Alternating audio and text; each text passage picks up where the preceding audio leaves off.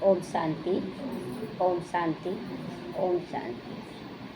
आज बाबा कह रहे मीठे बच्चे, बंधन मुक्त बनकर सर्विस में तत्पर रहो। बंधन मुक्त बनकर, कभी कभी हम लोग बंधन बांध लेते हैं, बंधन रहता नहीं है ना। जब बच्चों की शादी कर लेते हैं उसके बाद क्या बंधन है, अपना पोता पोती हुआ तो उसको संभाले, उसका माँ बाप संभाले, लेकिन हम लोग पोते पोतियों में, नाती नतनियों में बंध जाते हैं, कोई एक्स्ट्रा चीज़ों में बंध जाते हैं। तो आज बाबा कह रहे बंधन मुक्त बनकर सेवा में तत्पर रहो, क्योंकि इस सेवा में बहुत ऊंची कमाई है, बहुत ऊंची कमाई है। 21 जन्मों के लिए तुम बैकुंठ का मालिक बनते हो। हमेशा मालिक का जो नशा है वो कहाँ का मालिक का नशा रखना चाहिए, बैकुंठ का, स्वर्ग का। यहाँ मालिक बनने का नशा नहीं रखना है। बहुत बच्चे ना यही मालिक बनने का नशा रख लेते हैं, यहाँ बिल्कुल भी नहीं रखना। यहाँ रख लिए तो वहाँ का ख़त्म हो जाएगा। तो इसीलिए बाबा कहते बैकुंठ का मालिक बनने का नशा रहे। प्रश्न है, हर एक बच्चे को कौन सी आदत डाल लेनी चाहिए? उत्तर है, मुरली की पॉइंट पर समझाने की आदत डाल लेनी चाहिए। ये तो बाबा साकार में बोला। अभी तो बच्चों की हालत ऐसी हो गई ना कि कोई भी मिले तो बस मुरली सुनाना शुरू कर देते, ज़बरदस्ती पकड़ पकड़ के भी। तो ये भी चलो, बाबा से मुरली से प्यार है तभी तो सुनाते हैं ना कि आज बाबा क्या बोला, आज बाबा ऐसा बोला। तो ब्राह्मणी अगर कहीं चली जाती है तो आपस में मिलकर क्लास चलाना चाहिए। हुआ भी नहीं रहने पर ऑनलाइन दो ग्रुप था, दोनों ग्रुप में कोई ना कोई माता निमित्त बन गई, बहुत अच्छे से चलाई। तो अगर मुरली चलाना नहीं सीखेंगे तो आप सामान कैसे बनाएंगे? तो बाबा कहते हैं ना, मुरली जो जैसा चलाता ना वो अपनी भावना से भी चलाता है। मुरली है बाबा की, लेकिन जो जैसा धारण करता है ना वो धारणा उसके बोल में, उसके कर्मों में, समझाने में दिखता है। अगर हम धारणा नहीं किए जो चीज़, तो सामने बोले अच्छा ठीक है चलता है, थोड़ा दिन के बाद कर लेना, क्योंकि हम नहीं किए। और जो हम कर लेंगे तो उसको क्या बोलेंगे, नहीं आपको भी कर लेना चाहिए। तो ये बाबा कहता है कि जो अगर मुरली चलाना नहीं सीखोगे तो आप सामान कैसे बनाओगे? तो ब्राह्मणी बिगर मूंझना नहीं चाहिए कि हाँ ब्राह्मणी नहीं है कोई तो हम कैसे, क्या क्यों जाएं सेंटर, या क्यों हम सुने मुरली, हम कहीं से भी सुन लेंगे। नहीं, उस ग्रुप को, वाइब्रेशन को बनाए रखना है। पढ़ाई तो सिंपल है, कोई भी मुरली ले लिया तो पढ़ लिया, अपने से भी मुरली ले लिए तो पढ़ लिए, लेकिन मुरली का मेन लक्ष्य क्या होता है? एक संगठन का वाइब्रेशन पैदा करना। इसीलिए संगठन में मिलकर सुनना है। तो क्लास चलाते रहो, यह भी प्रैक्टिस करनी है। गीत बजाए मुखड़ा देख ले प्राणी जरा दर्पण में, कितने पाप और कितने पुण्य है देख तेरे जीवन में। तो मुरली सुनते सुनते मालूम होता गया ना कि पाप तो सारा हम ही लोग किए। अब कोई भी विघन आता, जरूर इसको ऐसा दिए होंगे, जरूर ऐसा किए होंगे, तुरंत यही आता है। उस पर आरोप नहीं लगाते कि वो ऐसा किया, वो ऐसा किया, कुछ भी नहीं। ओम शांति। बच्चे जब सुनते हैं तो अपने को आत्मा निश्चय करके बैठे और निश्चय करे कि बाप परमात्मा हमको सुना रहे हैं। ये नहीं सोचना है कि ये बहन, ये भाई सुना रहा है, हमेशा सोचना है कि बाबा हमें मुरली सुना रहा है। तो यह डायरेक्शन अथवा ये मत एक बाप देती हैं, उसको कहा जाता है श्रीमत। श्री अर्थात श्रेष्ठ से श्रेष्ठ, वह है बेहद का बाप, जिसको ऊंचे से ऊंचा भगवान कहा जाता है। बहुत मनुष्य हैं जो उस प्यार से परमात्मा बाप को समझते ही नहीं। कितना प्यार होना चाहिए, उस प्यार में नहीं, बस जैसे मतलब एक भक्ति मार्ग में भी बोलते थे ना कि भगवान से प्यार नहीं रहता था, लेकिन एक डर रहता था कि कोई सज़ा ना मिल जाए। तो यहाँ पर भी सज़ा नहीं ना मिलेगा, कोई पाप तो नहीं ना हो रहा हमसे, मतलब एक डर से नहीं मुरली सुनना है। हमें बाबा से प्यार इसलिए सुनना है मुरली। तो भर शिव की भक्ति करते हैं, बहुत प्यार से याद करते हैं, परंतु मनुष्यों ने कह दिया कि सभी में परमात्मा है, तो वह लव किसके साथ रखे? इसीलिए बाप से विपरीत बुद्धि भी हो गए हैं। भक्ति मार्ग में जब कोई दुख व रोग आदि होता है तो प्रीत दिखाते हैं ना। भक्ति मार्ग में भी जब कुछ रोग आ गया या परिस्थिति आ गया तो बोलते हैं ना हम ये चढ़ाएंगे, हम ऐसी पूजा करेंगे, प्रीत बुद्धि दिखाते हैं। कहते हैं भगवान रक्षा करो, बच्चे जानते हैं गीता है श्रीमद् भागवत के मुख से गाई हुई। गीता किसके मुख से गाई हुई है? भगवान के मुख से गाई हुई है। और ऐसा कोई शास्त्र है जिसमें कहा जाता है कि भागवत भगवान द्वारा गाया हुआ शास्त्र है? नहीं, एक गीता ही बोला जाता है। तो बस जिसमें भगवान ने राजयोग सिखाया हो, श्रीमत दी हो, ऐसा कोई भी नहीं शास्त्र है। एक ही भारत की गीता है जिसका प्रभाव भी बहुत है। एक गीता ही भगवान की गाई हुई है। भगवान कहने से एक निराकार की तरफ दृष्टि जाती है। अंगुली से इशारा ऊपर में करेंगे ना, किसको याद करो? जितने भी धर्म स्थापक आए अपनी उंगली ऊपर की ओर इशारा किए कि ऊपर, उसको याद करो। तो श्री कृष्ण के लिए भी ऐसा कभी नहीं कहेंगे, क्योंकि वह देहधारी है ना, तो देहधारी तो यही है, यहाँ देहधारी का काम चलता है। ऊपर में जो रहने वाला वो कैसा है? वो तो निराकार है। तो इशारा निराकार की तरफ हुआ। तो यहाँ तो देहधारी है, तुमको अब उसके साथ संबंध का पता पड़ गया है। इसीलिए कहा जाता है कि अब बाप को याद करो, क्योंकि पहले नहीं जानते थे, इसीलिए देवी देवताओं के पिछाड़ी पड़े रहते थे। अब पता पड़ गया कि अब असल में भगवान कौन है, पिता कौन है। तो अब उनको याद करो, उनसे प्रीत रखो। आत्मा अपने बाप को याद करती है। अभी वह भगवान बच्चों को पढ़ा रहे, वह भगवान जिसकी तलाश आज सारी दुनिया कर रही है। तो वह नशा चढ़ जाना चाहिए ना कि भगवान आया है पढ़ाने के लिए। कितना नशा होना चाहिए ना कि सब कुछ हराम, नींद भी हराम, सब कुछ सुख चैन आराम बेआराम हो जाए। मतलब इतना लगन लग जाए कि नहीं, हमको अभी आराम नहीं करना है। जब ग्राहक ज़्यादा आता है, दुकान जिसका बिजनेस है, ग्राहक ज़्यादा आता है तो आराम हराम होता है कि नहीं? बोलते नहीं, क्या करें, अब बिजनेस है ना, देखना पड़ता है। उसी तरह भी भगवान आया हुआ है तो और नशा भी स्थायी चाहिए, चढ़ना चाहिए। स्थायी नशा मतलब आज है कल नहीं है, कुछ हो गया तो उदास हो गए, रोने लगे। तो ऐसे नहीं कि ब्राह्मणी सामने है तो नशा चढ़ जाए, ब्राह्मणी नहीं तो नशा उड़ जाए। बाबा क्लियर कर रहा है कि ब्राह्मणी से आपका लगाव झुकाव नहीं होना चाहिए। ये तो उमंग उत्साह अपने अंदर होना चाहिए कि भगवान हमें पढ़ा रहा है। तो बस ब्राह्मणी बिगर हम क्लास नहीं कर सकते। मन में आता है कि क्लास नहीं कर सकते। कोई सेंटर्स के लिए बाबा समझाते हैं, कहाँ से 5-6 मास भी ब्राह्मणी निकल जाती है तो आपस में सेंटर संभालते हैं, क्योंकि पढ़ाई तो सिंपल है ना। तो बहुत जगह ऐसा भी है, ऐसा है कि साल भर हुआ तो ही वो चला सकते हैं मुरली। बाबा देखिए आज क्लियर करा कि 4-5 मास भी होता है, तो अगर वो समझ रही है तो थोड़ा बहुत भी तो मुरली चलाना आसान है, क्योंकि देख कर पढ़ना है। जो समझ में आता वो समझाएं। हम लोग भी क्या है कि शुरू में जो समझ में आता था समझाते थे, कहीं उल्टा सुल्टा भी समझा देते थे। तो उस समय फिर बाद में जब समझते थे तो बोलते थे अरे ये तो गलत समझा दिए बाबा। अब बाबा भी तो जानता नादान बच्चा है, तो कुछ पाप नहीं चढ़ा। ऐसा नहीं बोलेंगे कि पाप चढ़ गया, अरे नादान कोशिश तो कर रहे थे ना। अब जैसे धीरे धीरे टच होता गया, देखिए हो गया अच्छा। तो इसीलिए कोशिश करते रहना चाहिए। ये नहीं सोचना कि नहीं गलत सलत निकल गया ना मुँह से तो कहीं पाप न चढ़ जाए। अरे बाबा ने देख रहा है क्या कि मेरा बच्चा मासूम है। तो कई तो ब्राह्मणी बिगड़ जैसे अंधे लूल्हे हो जाते हैं बाबा क्या बोल रहा है। तो ब्राह्मणी निकली आई तो सेंटर में जाना छोड़ देते। जैसे कोई सेंटर में कोई ब्राह्मणी चला रही थी, वो निकल गई, दूसरी आ गई, तो जैसे जाना ही छोड़ देते, सेंटर एकदम खाली खाली होने लगता है। अरे बहुत बैठे हैं, क्लास नहीं चला सकते हो? यहाँ तो बहुत बैठे हैं तो क्लास चलाना चाहिए। गुरु बाहर चला जाता है तो चेले पिछाड़ी में संभालते हैं ना। बच्चों को सेवा करने का शौक़ होना चाहिए। स्टूडेंट में भी नंबरवार होते हैं सभी। बाप दादा जानते कहाँ फर्स्ट क्लास को भेजना है। बच्चे इतने वर्ष सीखें, कुछ तो धारणा हुई होगी जो सेंटर को चलाएं आपस में मिलकर। बाबा देखता है ना कि कौन कितना धारणा करा, उसके हिसाब से फिर उसको सेंटर में भेजा जाता है कि चलो जाओ वहाँ चलाओ मुरली, वहाँ चलाओ। मुरली तो मिलती ही है, पॉइंट्स के आधार पर ही समझाती हैं। सुनने की आदत पड़ी तो सुनाने की भी आदत नहीं पड़ सकती है क्या?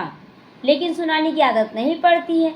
बाबा उमंग उत्साह भर रहा है कि बच्चे सुनो भी और सुनाओ भी, तो याद में रहे तो धारणा भी हो जाए। जब याद में रहेंगे बाबा ये बोला, बाबा ये बोला, तो अपने अंदर धारणा भी हो जाती है। सेंटर्स पर ऐसे तो कोई होने चाहिए ना जो कहे अच्छा ब्राह्मणी जाती है तो हम सेंटर संभालेंगे। जब जा रहे थे ना मधुबन, तो ऑनलाइन के लिए एक बहन फ़ोन की कि दीदी आप छोड़िएगा नहीं, कोई ना कोई निमित्त बन जाएंगे हम लोग। तो ये भी तो नंबर लेना हो गया ना कि हम लोग ले लेंगे। वो बोलना और बाबा के खाते में नंबर चढ़ जाना कि तैयार तो है ना। तो बाबा ने ब्राह्मणी को कहा अच्छे सेंटर पर भेजा है सेवा के लिए। ब्राह्मणी बिगर मूंझ नहीं जाना चाहिए, कहीं हुआ होगा उस समय भी, तो इसलिए बाबा ये मुरली में चला दिया। ब्राह्मणी जैसा नहीं बनोगे तो दूसरे को आप समान कैसे बनाओगे, प्रजा कैसे बनाओगे। बाबा कहते हैं जो जहाँ की टीचर उसके अनुसार बनना है, उसके बाद उससे भी आगे निकल जाना है और अच्छे से तैयारी करना है। मुरली तो सबको मिलती है ना, तो बच्चों को खुशी होनी चाहिए कि हम गद्दी पर बैठकर समझावें। तो बाबा तो शुरुआत में उमंग उत्साह दिलाता था, लेकिन अब तो गद्दी के लिए भी झगड़ा चलता है, हम बैठे। तो प्रैक्टिस करने में से सर्विसेबल बन सकते हो, बार बार प्रैक्टिस करो तो सर्विस। लेकिन ऐसा नहीं है कि लड़ाई ही होता है, अगर हर बच्चा समझे ना तो बहुत अच्छे से अब सेवा होती है, बहुत अच्छे से। देखिए आज इतने सारे बच्चे, कोई झगड़ा नहीं हो रहा है। आज हम लोगों के पास इतने सारे बच्चे बाबा दिया है इतना सारा, लेकिन कभी कोई झगड़ा नहीं हुआ, कब कुछ भी नहीं। तो बाबा पूछते हैं सर्विसेबल बने हो ऐसा, एकदम संगठन को लेकर चलाना, कैसे मुरली समझाना है, हर चीज़ में एक्यूरेसी होना चाहिए। तो कोई भी नहीं निकलते हैं, सर्विस के लिए छुट्टी ले लेनी चाहिए। अगर जॉब भी करते हैं, कुछ भी करते, अगर नहीं बने तो क्या करें, छुट्टी ले ले, लेकिन मुरली ज़रूर चलाना चाहिए। जहाँ भी सेवा के लिए बुलावा आवे वहाँ पर छुट्टी लेकर जाना चाहिए।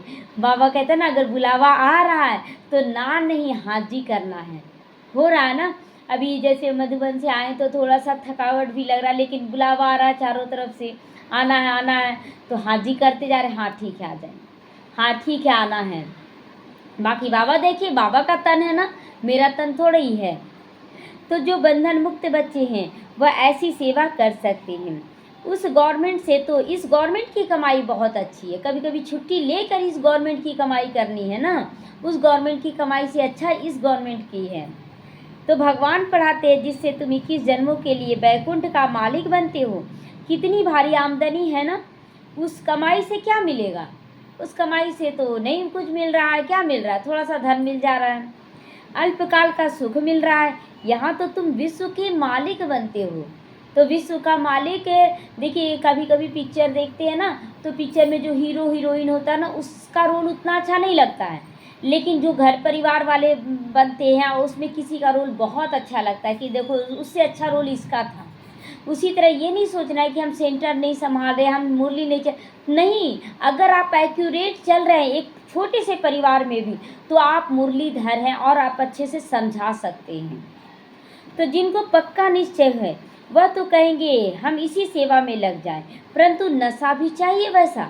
आज नशा है, कल उतर गया तो जॉब भी गया और मुरली का नशा भी उतर गया। नहीं, देखना है हम किसको समझा सकते हैं, है तो समझाना बहुत सहज। कलयुग अंत में इतने करोड़ मनुष्य हैं, सतयुग में जरूर थोड़े होंगे। उसकी स्थापना के लिए जरूर बाप संगम पर आएंगे। पुरानी दुनिया का विनाश होना है। महाभारत लड़ाई भी मशहूर है। यह लगती ही तब है जब भगवान आकर सतयुग के लिए राजयोग सिखाकर राजाओं का राजा बनाते। जब राजाओं का राजा बनाते हैं तब बाबा कहते हैं ये महाभारत युद्ध होता है। अभी हम राजाओं का भी राजा बन रहे हैं, यहाँ विकारी राजाओं के ऊपर भी तो चढ़ रहे हैं ना हम लोग। जैसे अभी कितना भी अभी प्रधानमंत्री हो, राष्ट्रपति हो, लेकिन अगर मुरली नहीं सुन रहा है तो उससे ऊपर हम लोग हैं। तो कर्मातीत अवस्था को प्राप्त कराते हैं। कहते देह सहित देह के सभी संबंध छोड़ माँ मेकम याद करो, पाप कटते चले जाएंगे। तो अपने को आत्मा समझ बाप को याद करना, आत्मा समझ कर परमात्मा बाप को याद करना, क्योंकि हमारा बाप विदेही, तो विदेही बनकर याद करेंगे ना।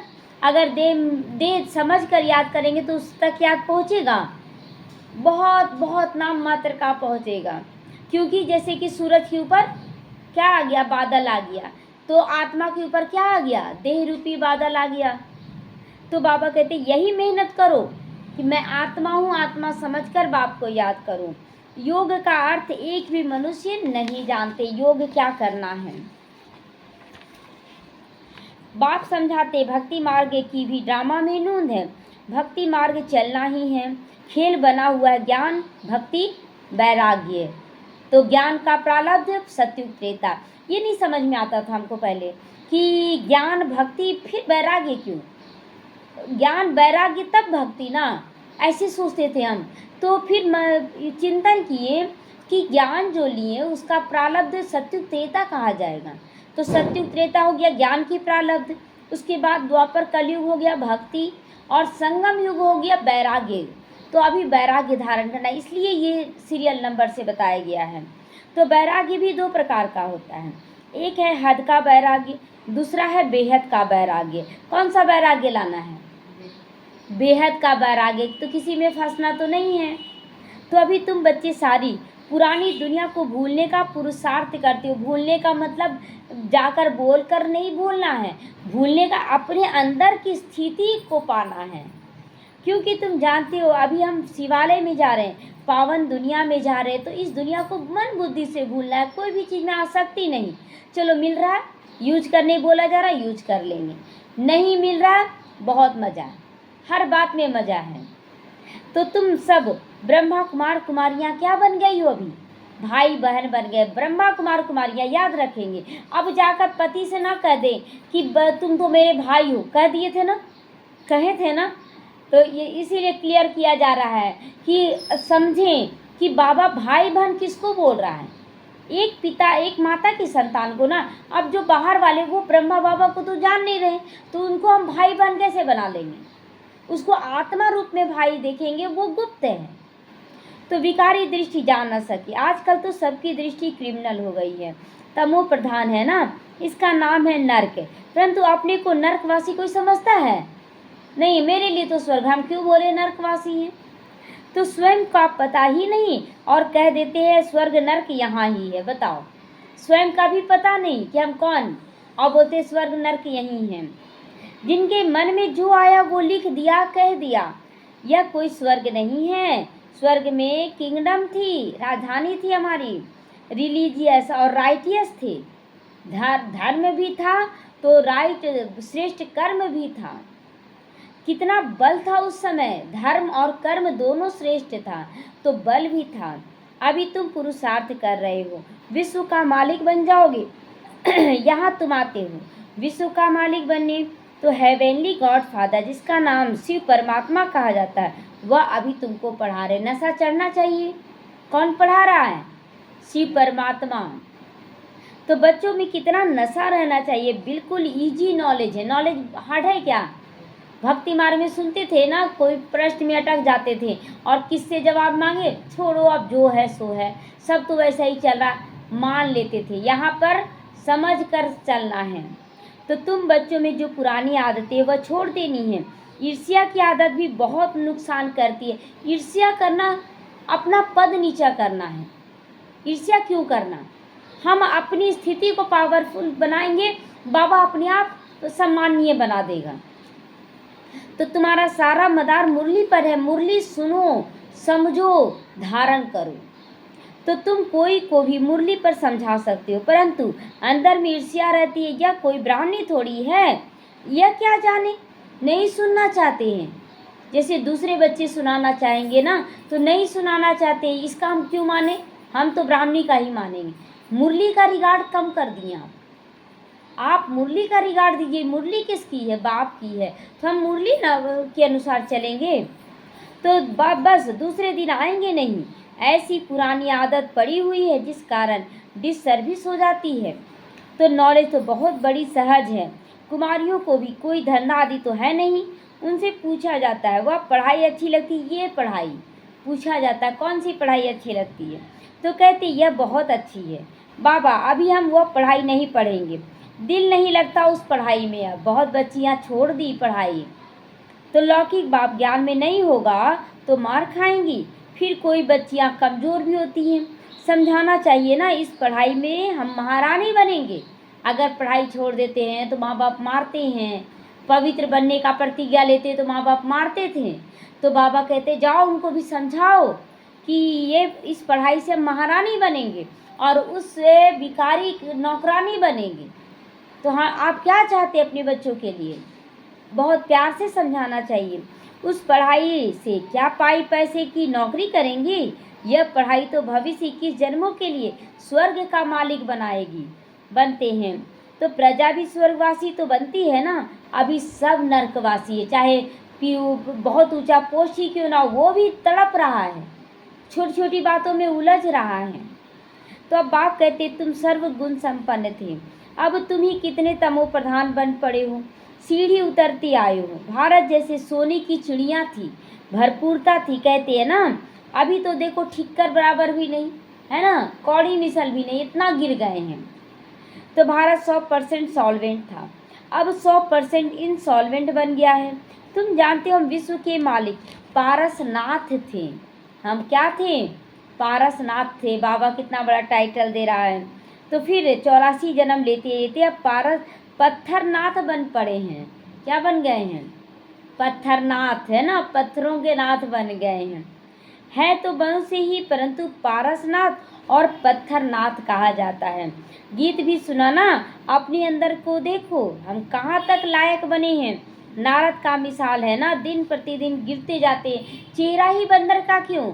जब नारद मुनि जो भेष बदल विष्णु चतुर्भुज का रूप धारण करके गए, नारायण का रूप धारण करके गए, तो चेहरा ही क्यों बंदर? क्योंकि ये सबसे हाथ पैर से आपका नहीं दिखता है कि आप कितना तैयारी किए हैं, कितना विक्रम विनाश हुआ है, कितना शत्रु प्रधान बने। चेहरे से ही प्रत्यक्षता होता है। तो गिरते गिरते एकदम दुबन में गले तक फंस पड़े। अब तुम ब्राह्मण सभी का को चोटी से पकड़कर दुबन से निकालते हैं बाहर। चोटी पकड़कर, एक है ना, गए थे एक जगह, देवघर गए थे, तो वहाँ इतना भीड़ जा रहा था, तो एक माता गिर गई, और गिर गई, लोग अंधश्रद्धा में इतने पागल हो गए हैं कि देख नहीं रहे कि वो गिरी हुई है, उसके ऊपर चढ़ के जा रहे हैं। तो फिर एक ब्राह्मण जो था उसका चोटी पकड़ कर उठाया जल्दी से। तो उसी तरह यहाँ भी हम लोग इतना गिर गए हैं कि भगवान को केवल दिख रहा चोटी, क्योंकि दुबल दलदल में हम लोग यहाँ तक आ गए हैं। तो किस चीज़ को पकड़ेगा? चोटी ही ना पकड़ेगा। तो और कोई पकड़ने की जगह तो है नहीं, जगह तो है नहीं। तो चोटी से ही पकड़ना सहज हुआ। दुबन से निकालने के लिए चोटी से पकड़ना होता तो दर्द तो हुआ बहुत। मतलब जब बाबा में आए तो उसके कितना सारा दरवाज़ा बंद पड़ा था, तो बाबा खींच के निकाला, तो उस समय तो बहुत सारे विघ्न भी आए, लेकिन सब फिर ठीक होते चले गए। तो दुबन में ऐसी फंसी हुई जो बात मत पूछो, भक्ति का राज है ना। अभी तुम कहती हो बाबा हम कल्प पहले भी आपके पास आए थे राज्य भाग पाने, लक्ष्मी नारायण के मंदिर भल बनाते रहते, परंतु जानते तो कुछ भी नहीं। क्या क्यों बनाते हैं? तो विश्व का मालिक ये कैसे बने? अभी तुम कितने समझदार बने हो। तुम जानते हो इन्होंने राज्य भाग्य कैसे पाया, फिर 84 जन्म कैसे लिए। बिरला कितने मंदिर बनाते रहते हैं ना, जैसे गुड़ियाँ बना कर लेते रहते हैं। बहुत सारा मंदिर बन रहा, और मिट्टी का मूर्ति जैसे गुड़िया बनाकर बैठा दिया गया, उसको सजा के संवार के। वह छोटी छोटी गुड़िया, फिर बड़ी गुड़िया बनाती हैं, फिर बनाकर पूजा करती हैं। उनका ऑक्यूपेशन न जानना तो गुड़ियों की पूजा हो गई ना। अब दुर्गा की पूजा करते, दुर्गा के माता पिता कौन, क्यों करते हैं पूजा, ये सब नहीं जानती हैं। अभी तुम जानते हो बाप ने हमको कितना साहूकार बनाया था, अब कितने कंगाल हुए पड़े हैं। जो पूज्य थे अभी पुजारी बन पड़े, भिखारी बन गए ना, मांगने के लिए। जहाँ जाते हैं भगवान ये दे देना, भगवान ये पूरा हो जाए ना तो ये करेंगे, भिखारी बने। अब कहीं जाते हैं तो मांगते हैं क्या? तो भक्त लोग भगवान के लिए कह देते आप ही पूज्य, आप ही पुजारी, आप ही सुख देते हो, आप ही दुख देते हो। भगवान के लिए भी क्या बोलते हैं कि आप ही दुख देते हो। दुख जब हम कर्म कर रहे हैं तब तक कोई नहीं पता कि हम गलत कर्म कर रहे हैं, लेकिन जब दुख आया तो तुरंत आरोप लगा देते भगवान ही दुख देता है, भगवान ही। कितना आसान होता है ना। अब तो कोई कहता है तो मन में बड़ा दुख होता है कि कितने हम लोग मूंझे हुए थे। तो सब कुछ आप ही करते हैं, बस इसमें ही मस्त हो जाती है। कहते आत्मा निर्लेप है, कुछ भी खाओ पियो मौज करो, शरीर को लेप छेप लगता है तो वो गंगा स्नान से शुद्ध हो जाएगा। कितना अंधश्रद्धा ना कि सब कुछ खाओ पियो और जाके गंगा में स्नान कर लो।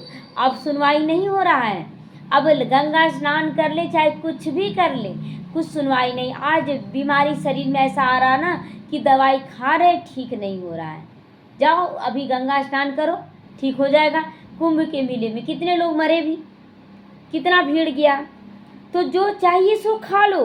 क्या क्या फैशन चल गया ना खाने का भी, बस जिसने जो रिवाज डाला वो चल पड़ता है।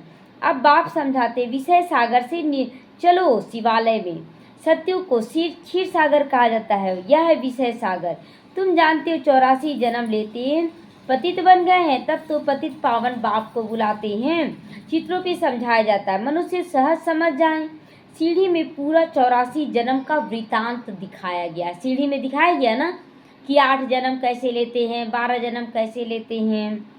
तो इतनी सहज बात भी किसी को समझा नहीं सकोगे, समझा सकेंगे कि नहीं? तो बाबा समझेंगे पूरा पढ़ते नहीं। अगर नहीं समझा सकते तो बाबा क्या समझेंगे कि नहीं पूरा पढ़े हो, उन्नति नहीं करते। तुम ब्राह्मणों का कर्तव्य है भ्रमरी के मिसल कीड़ों को भी भू भू करके आप समान बना देना। भल वो नाली का कीड़ा है, लेकिन उसको इतना भू भू करे कि वो बन जाए बाप का। और तुम्हारा पुरुषार्थ है सर्प के मिसल पुरानी खाल छोड़ नई लेने की। तुम जानते हो यह पुराना सड़ा हुआ शरीर है। इस शरीर को बाबा क्या बोल रहा है कि पुराना सड़ा हुआ शरीर है, इसको तो छोड़ना ही है। तो क्यों ना और अच्छा से पुरुषार्थ कर लिया जाए। तो यह दुनिया भी पुरानी, शरीर भी पुराना, यह छोड़कर अब नई दुनिया में जाना है। तुम्हारी यह पढ़ाई है ही नई दुनिया के लिए, स्वर्ग के लिए पढ़ाई है। यहाँ पर राजभाग नहीं लेना है। तो यह पुरानी दुनिया तो खत्म हो जाएगी, यहाँ ले लिए अंश मात्र भी अगर अंदर में आ गया मैं राजा हूँ तो बहुत प्रारब्ध गवा देंगे, यहाँ नहीं लाना है। तो सागर की एक ही लहर से सारा डामाडोल हो जाएगा। एक बार विघन आएगा तो सब खत्म हो जाएगा, कहाँ राजा कहाँ प्रजा, खुद रोते रहेंगे। तो इसीलिए यहाँ राजा नहीं, यहाँ पुरुषार्थी जीवन हो, यहाँ पर पालना देने का संस्कार इमर्ज हो, खुद भी धारण करे करवाने का संस्कार हो। तो विनाश तो होना ही है ना। नेचुरल कैलिमिटीज किसी को भी नहीं छोड़ती, छोड़ेगी क्या कि ये बच्चा है अभी तो उसको जीना छोड़ दो, इसको नहीं बहाओ। और बूढ़े हो गए चलो इसको बहा के ले जाओ। कभी कभी ऐसा होता ना कि बूढ़े ही बच जाते हैं और बच्चे चले जाते हैं।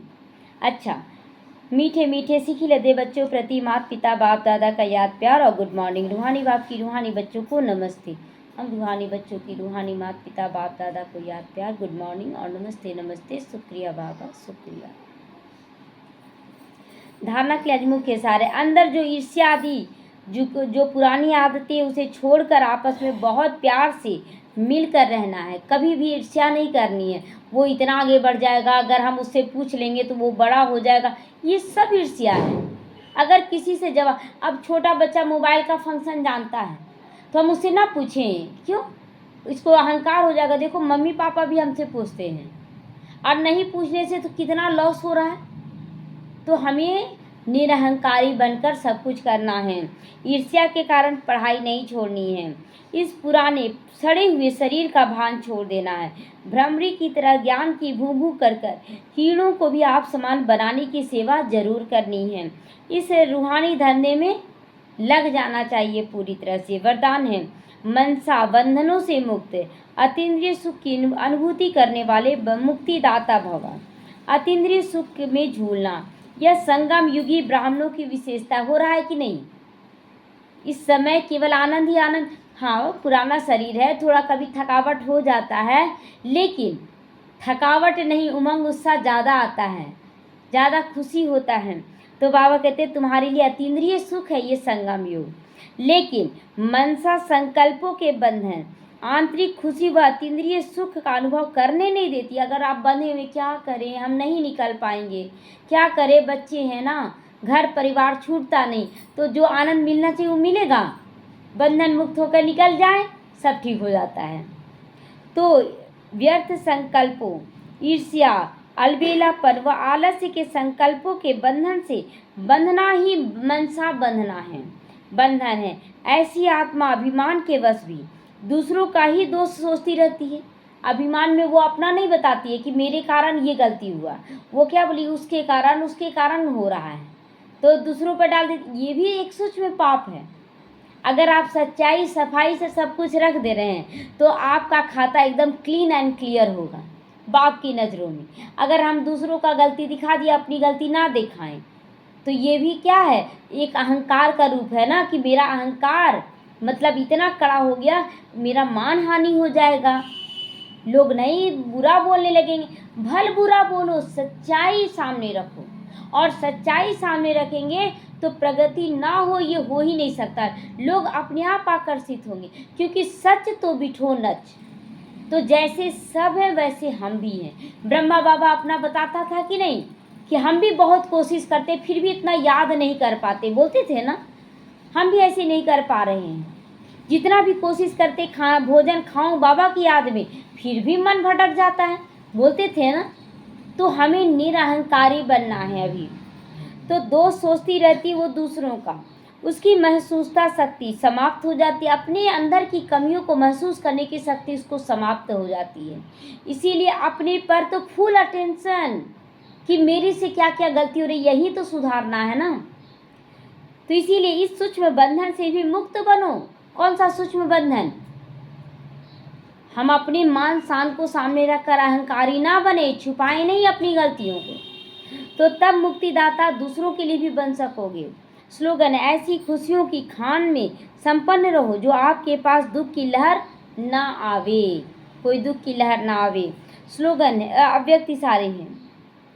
संकल्पों की शक्ति जमा कर श्रेष्ठ सेवा के निमित्त बनो।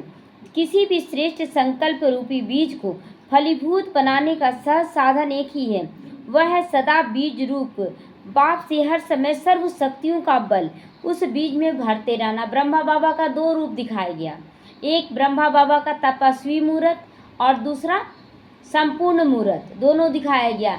तो संपूर्ण मूर्त क्या करता है? सकाश देता है, और जो पुरुषार्थी ब्रह्मा थे वो बीज रूप बने और सब करके दिखलाए। बीज रूप माना करके दिखलाना। तो हमारा भी दो रूप हो, जब सकाश दें तो बोले बाबा मैं तो कमज़ोर हूँ, मैं ऐसी हूँ, नहीं, कभी संकल्प नहीं करें मैं तो हूँ ही बाप समान, तब आपका सकाश चारों तरफ फैलेगा। और जब अपने लिए बाबा मेरे अंदर शक्ति बढ़ रही है, वो है पुरुषार्थी जीवन। तो बीज रूप द्वारा आपके संकल्प रूपी बीज सहज और स्वतः ही वृद्धि को फलीभूत करते जाएंगे। अगर आपकी सोच इतनी पावरफुल है तो अपने आप वृद्धि को पाएगा। संकल्प शक्ति जमा हो जाएगी, और संकल्प शक्ति भी जमा होगी अगर सच्चाई से रख रहे हैं तो। अच्छा, ओम शांति।